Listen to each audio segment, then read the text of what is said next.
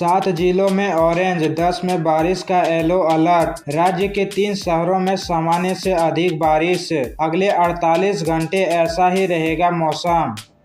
रांची सहित पूरे झारखंड में मानसून पूरी तरह से एक्टिव है। बीते एक सप्ताह से राज्य के अलग अलग जिलों में लगातार बारिश हो रही है। मौसम विभाग ने आज प्रदेश के 7 जिलों में ऑरेंज अलर्ट जारी किया है। इन जिलों में बहुत भारी बारिश की चेतावनी जारी की है, जबकि 10 जिलों में येलो अलर्ट जारी किया गया है। अगले 48 घंटे तक ऐसे ही मौसम बने रहने का संभावना है। मौसम विभाग के मुताबिक झारखंड के कई जिलों में जून से 4 अगस्त जितनी बारिश होनी चाहिए थी, उसका कोटा लगभग पूरा हो चुका है। राज्य स्तर पर 1 जून से 4 अगस्त तक सामान्य तौर पर 549.3 मिमी बारिश होनी चाहिए थी, जिसमें से 453.5 मिमी बारिश हो चुकी है।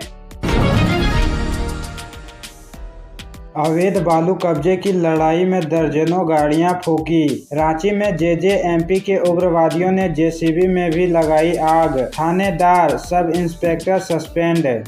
एनजीटी की रोक के बाद भी रांची में अवैध बालू का कारोबार जारी है। पुलिस भी इसे रोकने में नाकाम साबित हो रही है। अब स्थिति ऐसी हो गई है कि अवैध बालू पर कब्जे की लड़ाई शुरू हो गई है, जिसका एक उदाहरण रांची के बुढ़मू थाना क्षेत्र के छापर बालू घाट पर बीती रात दिखा। बताया जा रहा है कि यहां अवैध तरीके से बालू उठाने का कारोबार चलता है। अवैध निकासी और उठाव से होने वाली कमाई में रंगदारी नहीं मिलने से नाराज अपराधियों ने जेसीबी सहित 5 वाहनों को आग के हवाले कर दिया। पुलिस मामले की जांच में जुटी है। हेमंत कैबिनेट की होगी बैठक। पारंपरिक ग्राम प्रधानों की बढ़ेगी सम्मान राशि। मुख्यमंत्री अस्पताल कायाकल्प योजना को भी मिल सकती है स्वीकृति।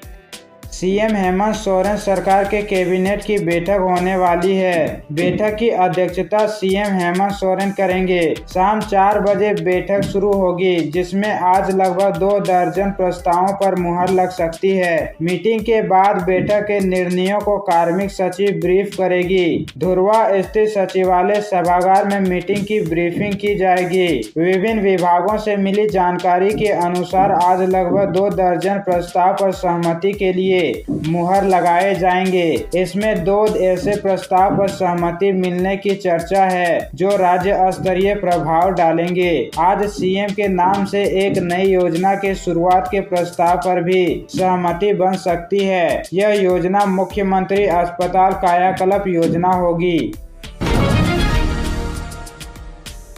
बोकारो जिला में येलो अलर्ट। बादल, हल्के से मध्यम दर्जे की वर्षा हो सकती है। गर्जन और वज्रपात। बुधवार 7 अगस्त को बोकारो जिला में कई स्थानों पर बादल छाया हुआ था। मौसम विभाग ने येलो अलर्ट जारी किया था। कुछ स्थानों पर गर्जन के साथ वज्रपात होने की संभावना जाहिर की थी। कई जगह हल्के से मध्यम दर्जे की वर्षा थी। न्यूनतम तापमान 25 डिग्री सेल्सियस एवं अधिकतम तापमान 31 डिग्री सेल्सियस रहने की संभावना थी। हवा 6 किलोमीटर प्रति घंटा की रफ्तार से बह रही थी। वहीं 8 अगस्त गुरुवार को कई स्थान पर हल्के से मध्यम दर्जे की वर्षा होने की संभावना बताई गई है। न्यूनतम तापमान 26 डिग्री एवं अधिकतम तापमान 30 डिग्री सेल्सियस रह सकता है।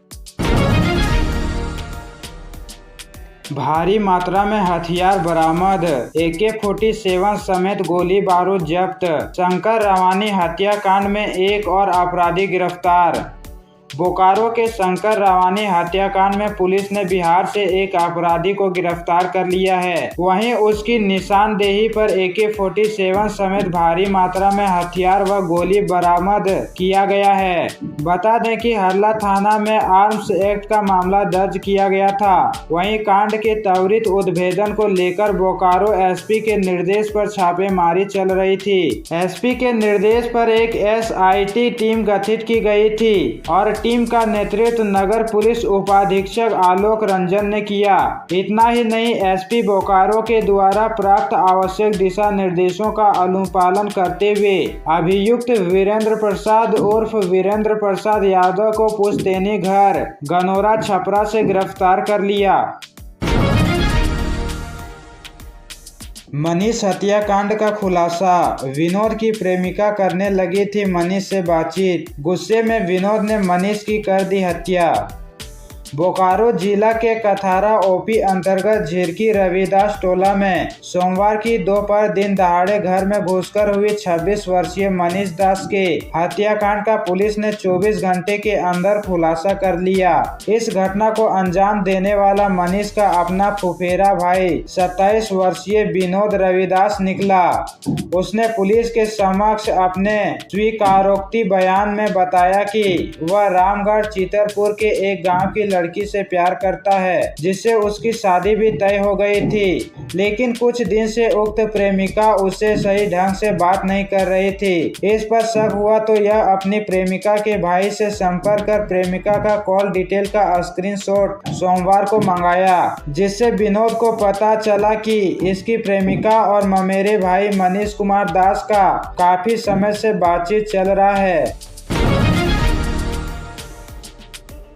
ग्रामीणों का विरोध प्रदर्शन, हथियारों की गिरफ्तारी की मांग, तेज टायर जलाकर प्रदर्शन, हथियार और कार बरामद।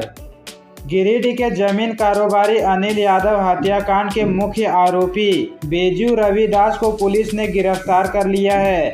पुलिस ने उसके पास से हथियार भी बरामद किया है। बुधवार की सुबह जब आक्रोशित लोगों ने आरोपी की गिरफ्तारी की मांग को लेकर गिरिडीह टावर चौक के पास सड़क जाम कर टायर जलाकर प्रदर्शन किया था, इसके बाद पुलिस ने जब बताया कि आरोपी की गिरफ्तारी हो गई है तो लोगों ने सड़क जाम स्वतः हटा लिया। इस दौरान कुछ समय के लिए आवागमन बाधित रहा। ज्ञात हो कि मंगलवार की देर रात भी स्थानीय लोगों ने जनप्रतिनिधियों के साथ घटना के बाद टावर चौक के पास सड़क जाम कर दिया था। इसके बाद पुलिस का आश्वासन मिलने पर लोगों ने जाम हटा लिया था। मानसून सत्र का 13वां दिन, राहुल बोले वायनाड लैंडस्लाइड को राष्ट्रीय आपदा घोषित करें। संसद के दोनों सदन में मानसून सत्र की कार्यवाही जारी है। बुधवार 7 अगस्त को सत्र का 13वां दिन था। लोकसभा में नेता विपक्ष राहुल गांधी ने वायनाड त्रासदी का मुद्दा उठाया। राहुल बोले, मैं अपनी बहन प्रियंका के साथ वायनाड गया था। मैंने अपनी आंखों से वहां का दर्द और बर्बादी देखी है। 2 किलोमीटर के इलाके में पूरी बर्बादी हुई। 400 से ज्यादा लोग मरे।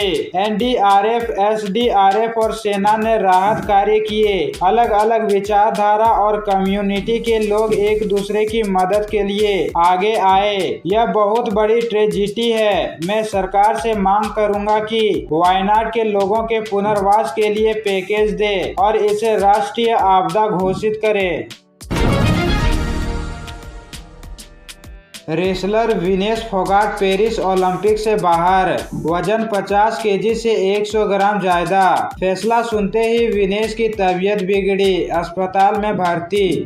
भारतीय रेसलर विनेश फोगाट को तय कैटेगरी में ज्यादा वजन होने की वजह से पेरिस ओलंपिक से बाहर होना पड़ा है। विनेश 50 केजी की कैटेगरी में खेलती है। बुधवार को उनका वजन करीब 100 ग्राम ज्यादा मिला। इसके बाद उन्हें ओलंपिक महिला कुश्ती से अयोग्य घोषित कर दिया गया। भारतीय ओलंपिक संघ ने विनेश के अयोग्य घोषित होने की पुष्टि कर दी है।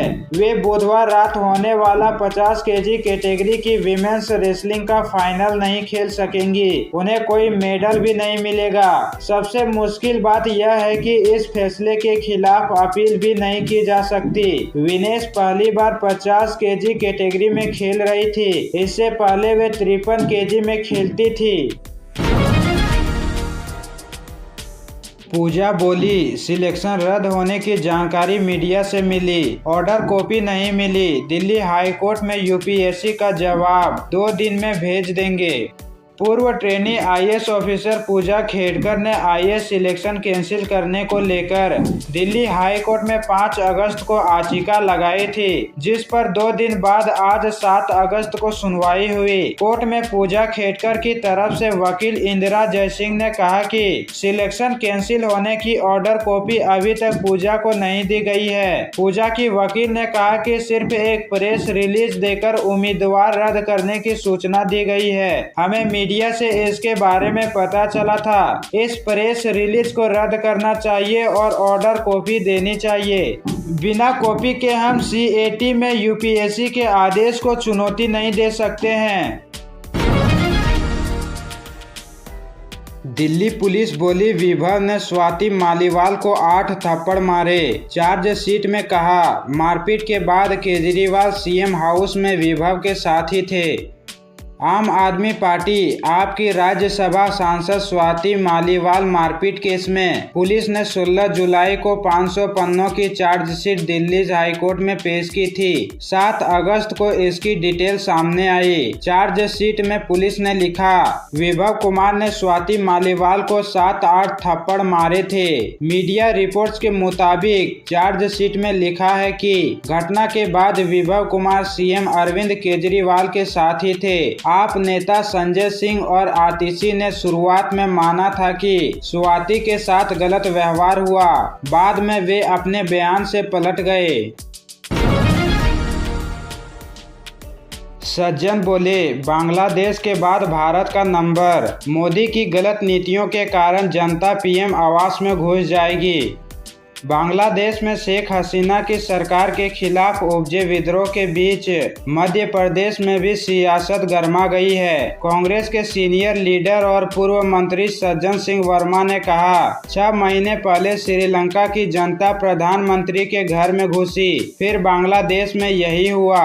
अब भारत का नंबर है। पूर्व मंत्री के इस बयान का एक वीडियो सामने आया है। वीडियो इंदौर में मंगलवार को हुए कांग्रेस के विरोध प्रदर्शन का है। वीडियो में पूर्व मंत्री कह रहे हैं, 2 दिन से टीवी पर देख रहे हो, बांग्लादेश की जनता शेख हसीना की गलत नीतियों की वजह से प्रधानमंत्री आवास में घुस गई, राष्ट्रपति भवन में घुस गई। याद रखना, नरेंद्र मोदी जो जनता सड़क पर हिलोरे ले रहे हैं, एक दिन तुम्हारी गलत नीतियों के कारण तुम्हारे प्रधानमंत्री आवास में घुस जाएगी और कब्जा कर लेगी।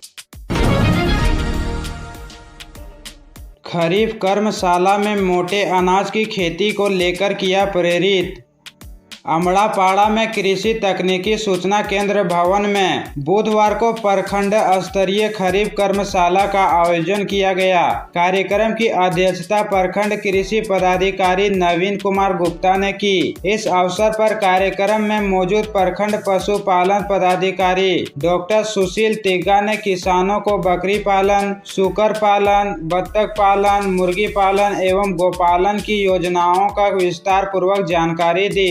वहीं कृषि पदाधिकारी ने KCC soil health card, Birsa फसल विस्तार योजना, सिंचाई से संबंधित योजना की जानकारी दी। साथ ही मोटे अनाज, दलहन, तिलहन की खेती अधिक से अधिक करने की सलाह दी। सहायक तकनीकी प्रबंधन ने किसानों को किसान समृद्धि योजना द्वारा मिलने वाले सोलर पंपलेट, मिलेट्स फसल जैसे ज्वार, बाजरा, मड़ुआ, गोदो, रागी आदि फसलों से होने वाले लाभ एवं इन फसलों को उपजाकर मिलने वाली प्रोत्साहन राशि का लाभ लेने हेतु प्रेरित किया।